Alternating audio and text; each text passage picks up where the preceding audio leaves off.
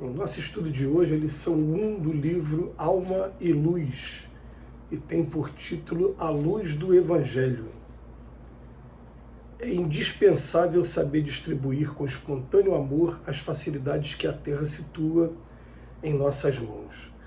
Empobreçamo-nos de vaidade e orgulho, de ambição e egoísmo, e certamente a verdade nos impelirá aos planos mais altos da vida. Ilusões e exigências são adensamento de névoas em torno de nossa visão espiritual. Jesus, no ensinamento evangélico, não exaltava os indigentes de educação ou de energia. Salientava a triste condição das almas que amontoam, ao redor dos próprios passos, ouro e títulos convencionais, no exclusivo propósito de dominação entre os homens, acabando emparedadas em pergaminhos dourados e cintilantes molduras, à maneira de cadáveres e mausoléus de alto preço. É justo usar os patrimônios de inteligência e reconforto que o mundo nos oferece, a solução dos nossos problemas evolutivos, mas é indispensável saber distribuir com espontâneo amor as facilidades que a Terra situa em nossas mãos, a fim de que a fé não brilhe debalde em nossa rota. O Senhor, em surgindo na manjedoura, estava pobre de bens materiais, mas sumamente rico de luz. Mais tarde, no madeiro infamante, encontrava-se pobre de garantias humanas, mas infinitamente rico de vida eterna. Empobreçamo-nos de exclusivismo e enriqueçamo-nos de fraternidade. Empobreçamo-nos de repouso em débito e enriqueçamo-nos de serviço edificante. Nessa estrada de sintonia com o alto, atingiremos em breve os tesouros da vida eterna.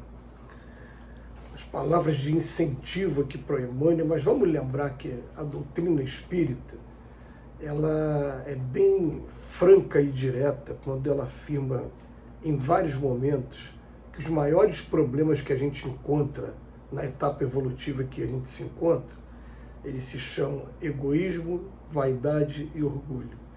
A origem de todos os males que acontecem em nosso planeta, em um mundo de expiações e provas ainda, todos os males, sem exceção, derivam do egoísmo, da vaidade e do orgulho. Então, o que acontece? É um estudo profundo para a gente fazer, né?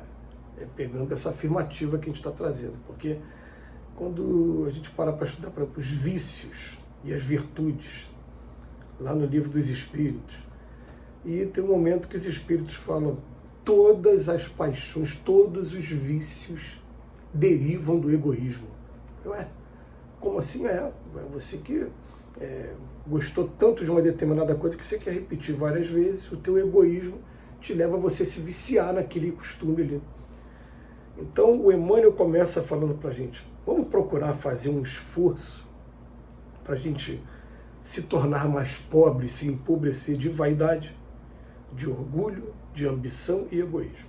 Eu apenas colocou aqui no meio a palavra ambição. Ele fala que quando a gente começar a fazer isso, a verdade vai nos impulsionar a planos mais altos da vida. E aí ele vem colocar para a gente, né, que o exemplo do Cristo. Ilusões e exigências são um adensamento que a gente vai criando de névoa em torno da nossa visão espiritual. Agora, vamos pegar o Cristo, assim, com a inteligência muito acima da média que ele demonstra o tempo todo, a gente para na simples leitura de qualquer um dos evangelhos, a gente vê uma inteligência muito grande, muito à frente daquele povo. E ao mesmo tempo também uma capacidade muito grande, né, a ponto de ser considerado curandeiro, e também um equilíbrio emocional, moral, digno de a gente estudar durante muito tempo ainda para a gente compreender. Mas Jesus, no ensinamento evangélico, não exaltava os indigentes de educação ou de energia, não.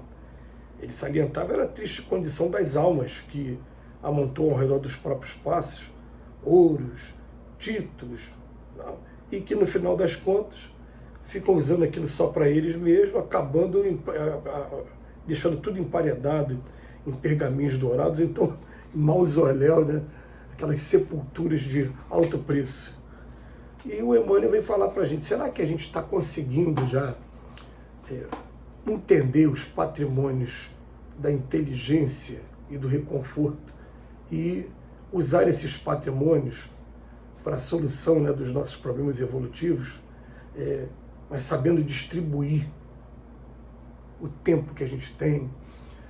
Engraçado que a doutrina espírita ela é categórica nesse ponto. Olha, você não é proibido de gozar dos bens materiais, não. Mas é bom você começar a pensar no seguinte, né? Eu sou um espírito imortal. A minha vida principal é a vida lá do outro lado, não é essa aqui agora. E daqui a pouco, querendo ou não querendo, eu vou ser convidado a largar tudo que está aqui e voltar para o plano espiritual. Quando eu voltar, em que o dinheiro me fez melhorar a minha condição lá do outro lado? Se eu vou chegar num lugar em que eu só levo aquilo que eu adquiri de inteligência e aquilo que eu desenvolvi de sentimento, aonde eu melhorei aqui? Inteligência e sentimento. São duas asas, tudo bem, são duas asas que independem uma da outra, mas que acabam uma ajudando muito a outra, porque ao conhecereis a verdade vai nos libertar. Começa aqui na inteligência. Sempre a inteligência vem um pouquinho na frente da moralidade. A moralidade a gente vai desenvolvendo conforme o sentimento vai sendo desenvolvido também. Mas ele bota, é justo usar os patrimônios da inteligência e do reconforto? Tudo bem, mas é indispensável saber distribuir com espontâneo amor essas facilidades que a Terra nos oferece, a fim de que a fé não brilhe de balde em nossa rota. E ele coloca para a gente, esse Senhor Jesus que a gente está aqui homenageando nesse mês do Natal, ele surge numa manjedoura.